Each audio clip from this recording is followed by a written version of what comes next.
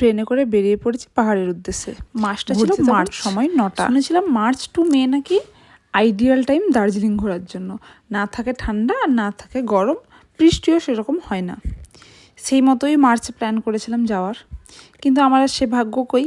যেদিন থেকে বেরিয়েছি সেদিন থেকে ঝমঝম বৃষ্টি আর কনকনে ঠান্ডা। সন্ধ্যের সময় দার্জিলিংয়ের টেম্পারেচার ছিল 9 ডিগ্রি। রাত 10টা নাগাদ আমরা এনজেপি পৌঁছলাম।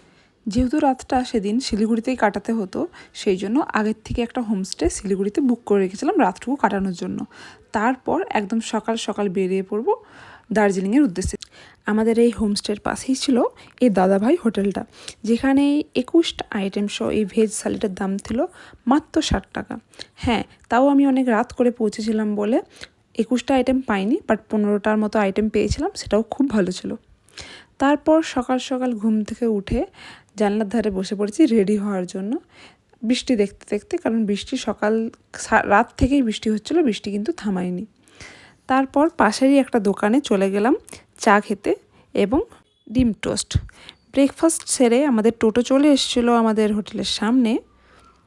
সেই টোটোই আমাদেরকে পৌঁছে দিল শিলিগুড়ির, যেখান থেকে আমরা শেয়ার কার ধরবো। তারপর আমরা শেয়ার কারে চেপে বেরিয়ে পড়লাম দার্জিলিংয়ের পথে।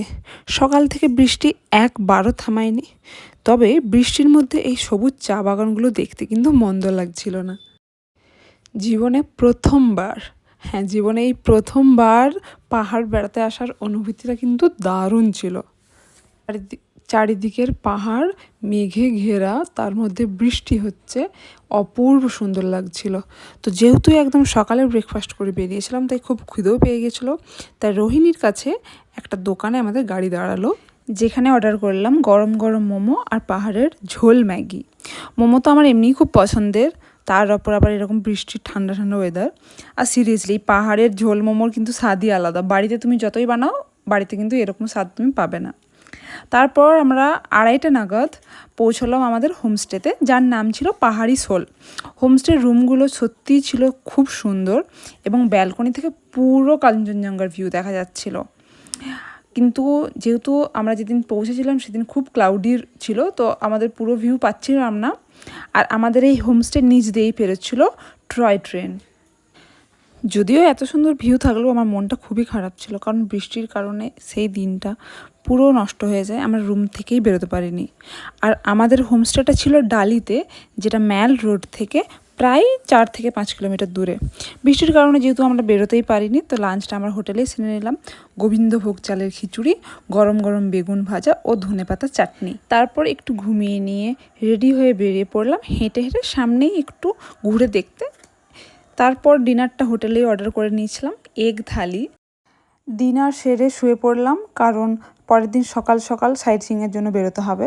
তারপর সকালে ঘুম থেকে উঠে ব্যালকনি থেকে এই ভিউটা দেখে সত্যি আমার মনটা খুব ভালো হয়ে গেছিলো। সত্যি ভিউটা অসম্ভব সুন্দর লাগছিল। তাই আমি ভাবলাম ব্যালকনিতে দাঁড়িয়ে একটু গরম গরম চা খাওয়া যাক। তো আমি চা বানিয়ে নিলাম, আমাদের হোটেলেই দেওয়া ছিল সমস্ত চা করা জিনিসপত্র। তো আমি চা বানিয়ে ব্যালকনিতে এই ভিউটা এনজয় করতে করতে চা খেলাম। ব্রেকফাস্টে ছিল আলুর পরোটা আর ডিম ভুর্জি, এটাও আমরা হোটেল থেকেই নিয়েছিলাম, খুব টেস্টি ছিল। তারপর দেখো রেডি হয়ে বেরিয়ে পড়লাম আমরা আমাদের সাইট সিইংয়ের জন্য। তো আমাদের সাইট সিনের মধ্যে ছিল peace pagoda, Japanese temple, happy tea valley, Himalayan zoo, আর ছিল রোপওয়ে। কিন্তু রোপওয়েটা আমরা যেতে পারিনি, কারণ খুব লাইন ছিল, যেটা সকাল থেকে লাইন দিলে তবে লাইন পাওয়া যায়। তো যেহেতু আমাদের হাতে টাইম ছিল না, তো আমরা রোপওয়ে করিনি। নেক্সটবার এসে কখনো বাকি জায়গাগুলো আমরা ঘুরে দেখব, এইবার তো সেরকম কিছু হলো না। পরের দিন সকালে ম্যাল রোড ঘুরে আমরা বেরিয়ে পড়লাম শিলিগুড়ির উদ্দেশ্যে। শিলিগুড়ি থেকে আমাদের ট্রেন ছিল। তো দুদিনের এই উইকেন্ডটা কিন্তু মন্দ কাটলো না। পরের বার হাতে টাইম নিয়ে আসবো, এইবারের জন্য এতটুকুই। আমার ফার্স্ট টাইম ট্রাভেল ব্লগ তোমরা জানিও দেখে কেমন লাগলো। সবাইকে টাটা।